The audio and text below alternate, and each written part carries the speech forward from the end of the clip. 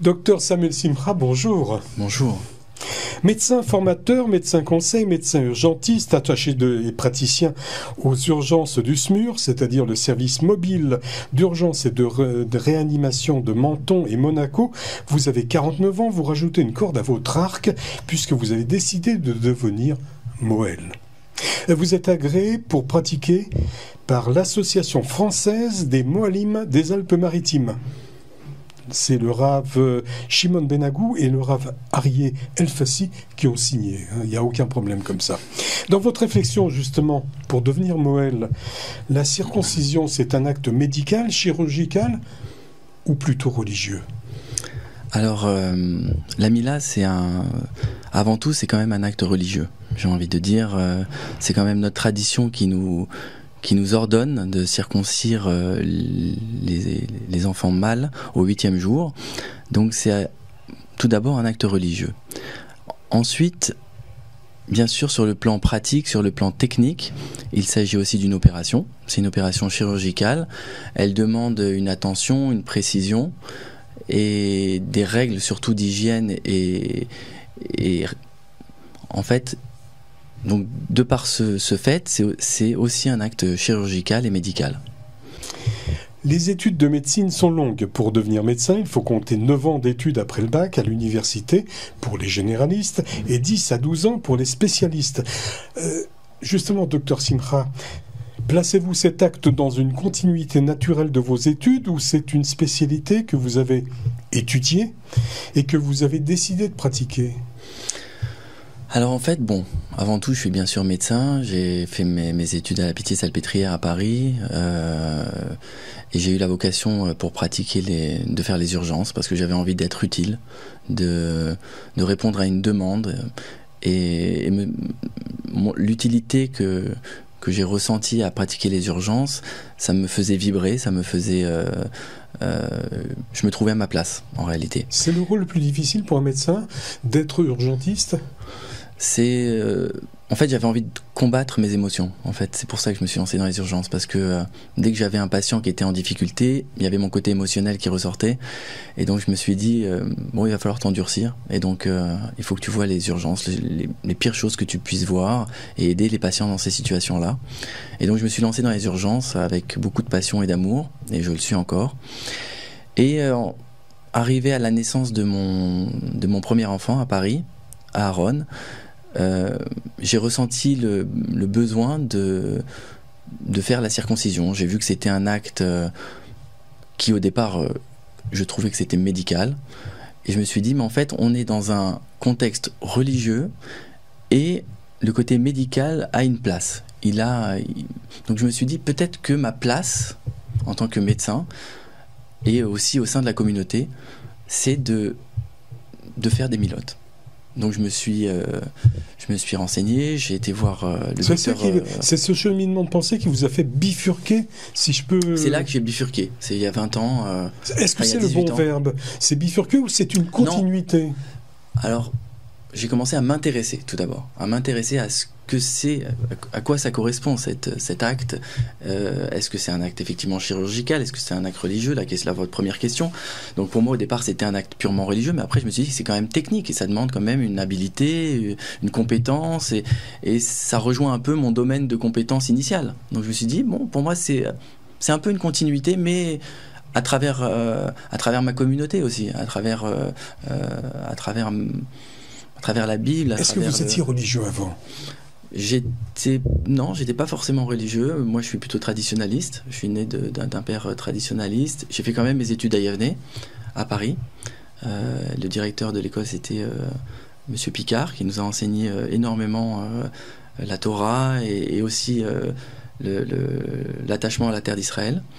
Et petit à petit, je me suis mis à pratiquer. Mes parents l'étaient pas du tout.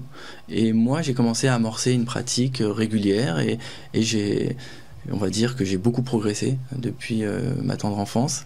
Et donc, je pense que j'ai atteint un niveau qui vous satisfait. Qui me satisfait aujourd'hui. Mais on peut toujours progresser et on doit toujours progresser pour aller vers l'avant. Et donc la Mila, le cheminement vers la Mila, c'est une histoire à la fois pour moi un peu médicale au départ et aussi culturelle.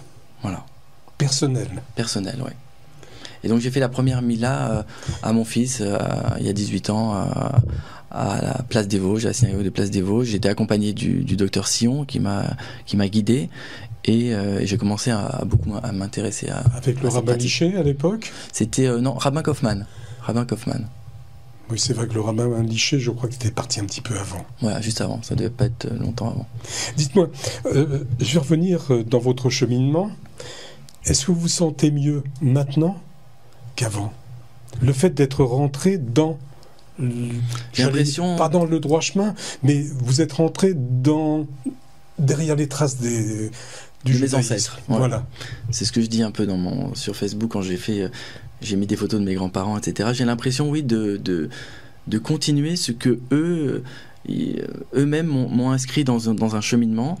Et à travers la Mila, j'ai l'impression de les rejoindre. Oui, j'ai l'impression de les serrer dans mes bras et de leur dire, eh ben voilà, aujourd'hui je suis Moël, vous pouvez être fiers.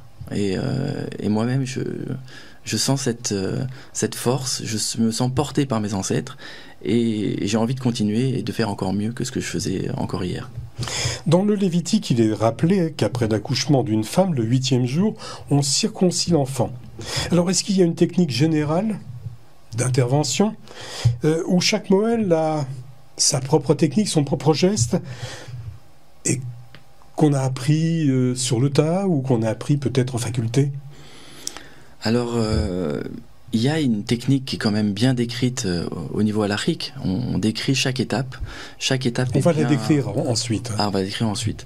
Et ensuite, bien sûr, chaque Moël a ses petits trucs, a ses petites finesses, a ses... Ah, il n'y a pas une technique générale?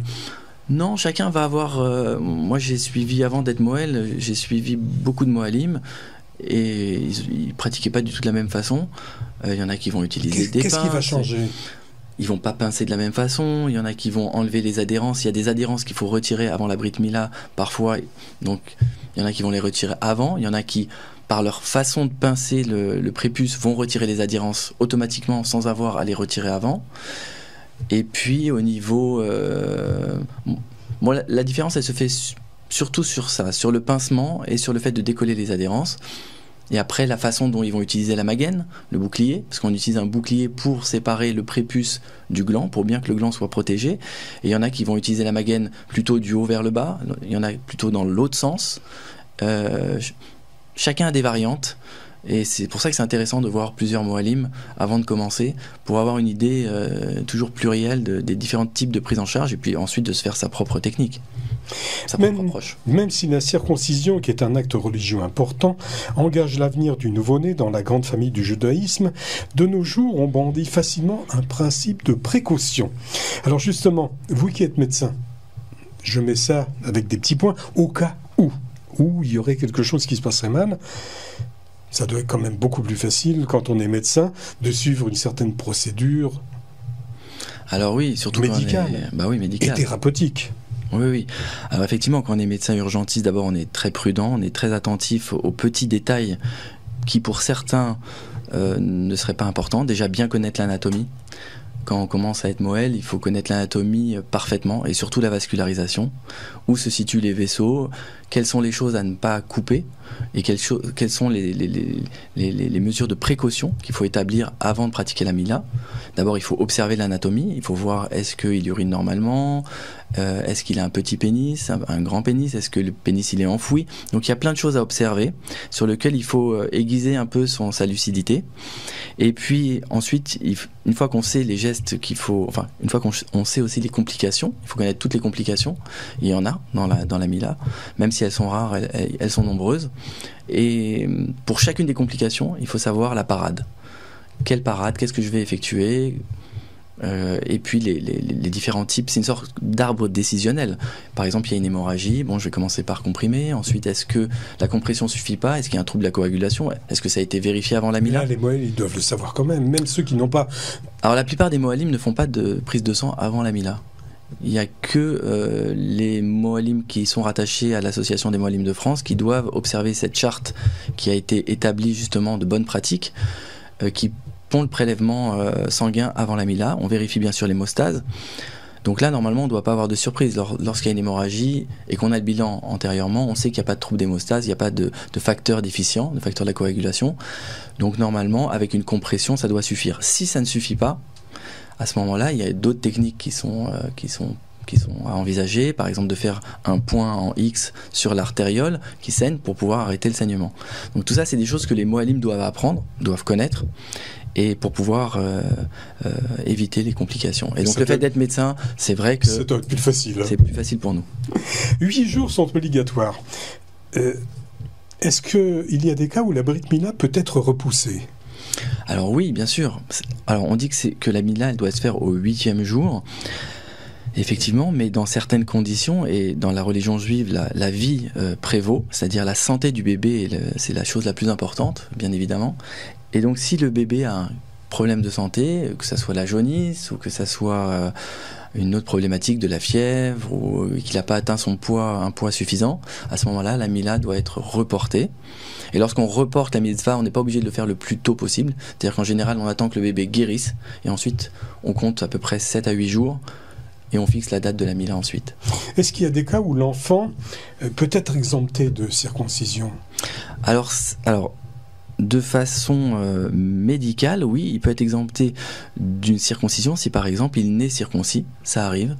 Il y a des enfants qui naissent circoncis. C'est ce qu'il disait tout à l'heure David Moyal, le rabbin. David de Cannes, il disait que justement il y a des enfants qui naissent circoncis. Voilà, donc en fait à ce moment-là on est obligé quand même au niveau religieux de faire ce qu'on appelle la tafadam, c'est-à-dire qu'on fait couler une petite goutte de sang symboliquement et on fait une prière pour qu'il rentre dans l'alliance à travers cet acte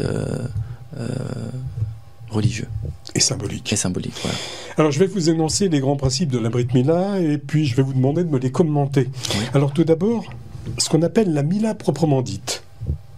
Qu'est-ce que c'est ? Donc c'est le fait tout d'abord de pincer en fait le prépuce, et donc ça il y a différentes techniques, parce qu'il faut pincer le prépuce mais il faut pas trop le pincer non plus parce qu'il faut pas retirer trop de peau, il faut que le prépuce il en reste suffisamment pour que ça recouvre la zone cicatricielle, et d'un autre côté il faut aussi en couper suffisamment pour que le gland soit totalement mis en valeur et qu'il soit totalement visible, exactement. Alors il y a aussi la péria ou la pria. Quel est le bon terme finalement ? Alors c'est la pria.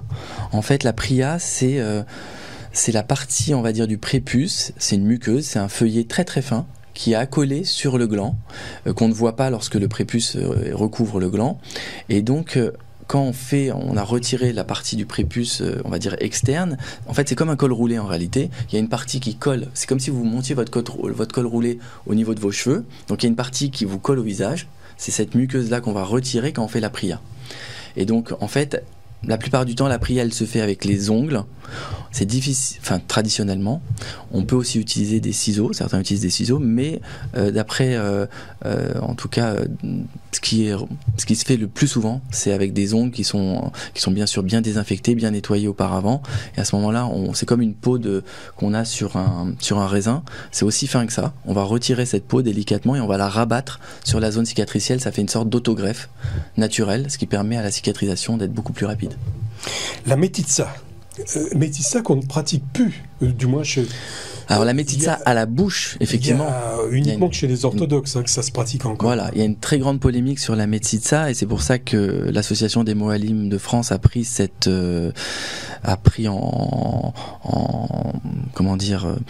a voulu dicter en fait des codes de bonne conduite pour pratiquer la Mila, et donc dans les recommandations officielles de cette association, on préconise, donc cette association qui est composée à la fois d'un pôle juridique, d'un pôle médical et d'un pôle halakhique avec des rabbinim. Bien sûr, tout ça c'est fait en concertation avec toutes ces unités différentes, à la fois donc juridiques, médicales et rabbiniques.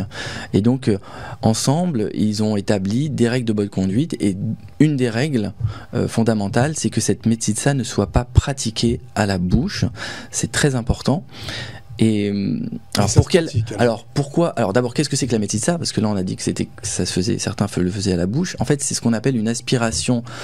C'est une aspiration bucco-génitale, disons-le, qui permet d'après les explications qu'on retrouve un peu dans les textes, de revasculariser. Donc de faire venir le sang dans le gland. En fait, c'était une mesure quelque part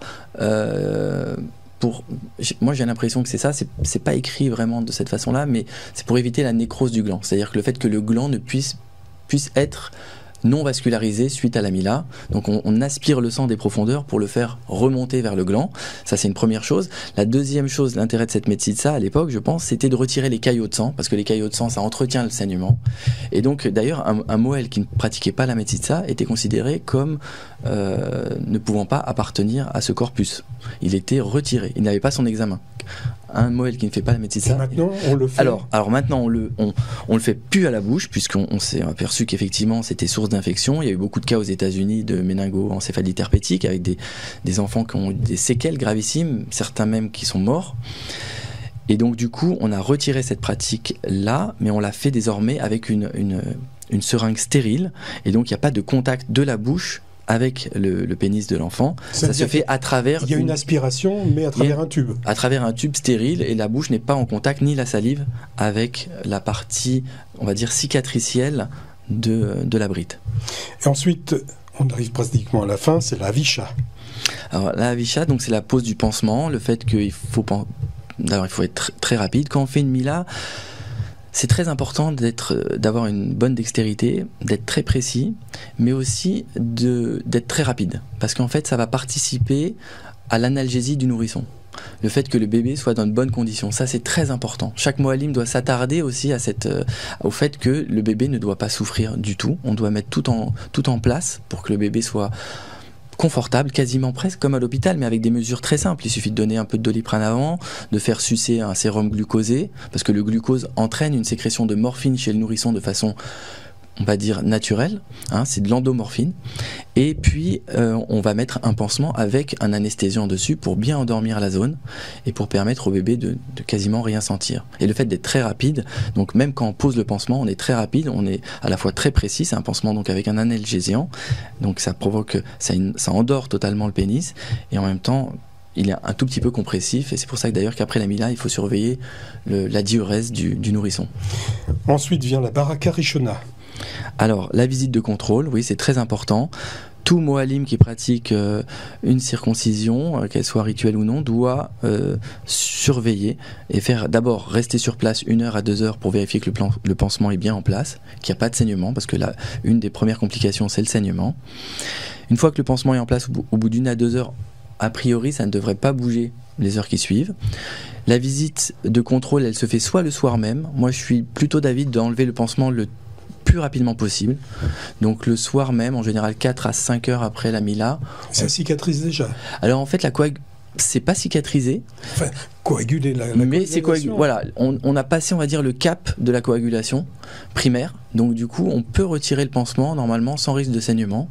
Donc on retire un premier pansement. Et puis ça permet peut-être de voir si jamais il y a un problème. Exactement. Qui se cache derrière. Ça permet de rectifier s'il y a quelque chose à remettre en place manuellement. Et puis surtout, ça évite c'est plus confortable aussi pour le nourrisson, parce que du coup, il a plus de pansement, et voilà, c'est aussi une question de confort. C'est ce que vous appeliez la baraka shenia. Exactement, c'est la visite de contrôle, la deuxième visite de contrôle, qui est nécessaire aussi le lendemain pour vérifier que le bébé va bien, qu'il n'y a pas de saignement, et que les parents ont bien compris comment pratiquer les soins.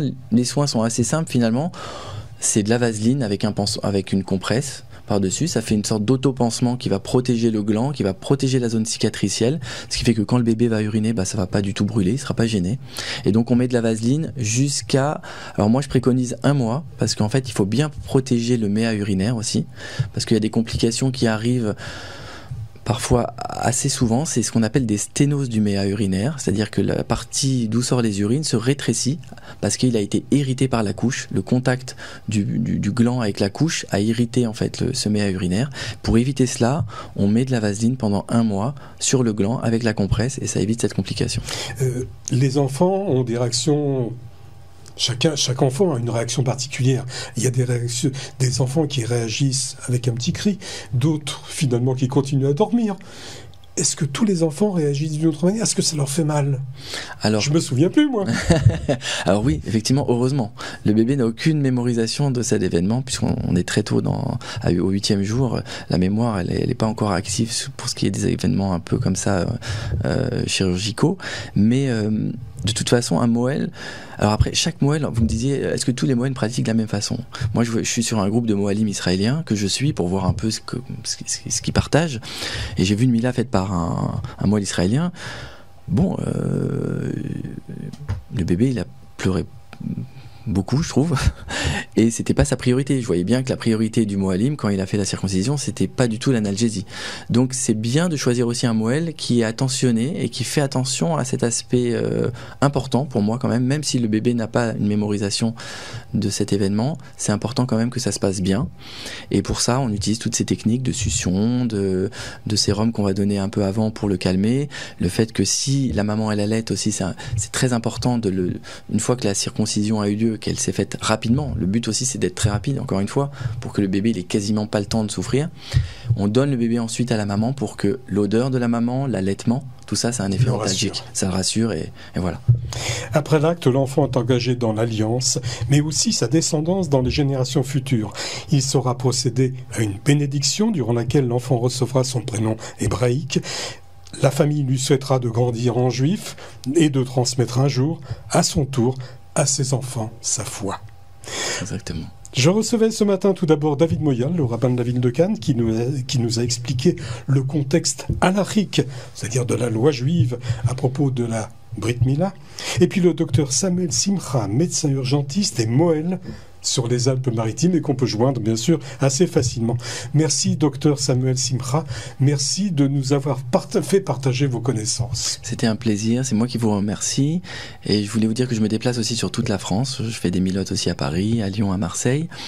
Et qu'il ne faut pas oublier qu'au départ quand même, on ne l'a pas évoqué, ça reste en fait la mitzvah du père. Et en fait c'est le père qui délègue la mitzvah à un Moël, et un Moël en qui il a confiance, en qui il sait qu'il a les compétences pour pratiquer cet acte, et donc c'est un partage, donc il y a toujours un échange. On a parlé beaucoup du Moël, on a parlé beaucoup de l'enfant, mais il faut aussi parler des familles, et en fait quand un Moël il doit aussi avoir une relation privilégiée avec les parents, et les rassurer, et ça c'est une qualité qui est importante aussi pour un Moël. Merci, mais je me sentais pas capable moi d'être Moël, je préfère vous confier les clés. Merci. Merci beaucoup d'être venu. Merci à vous.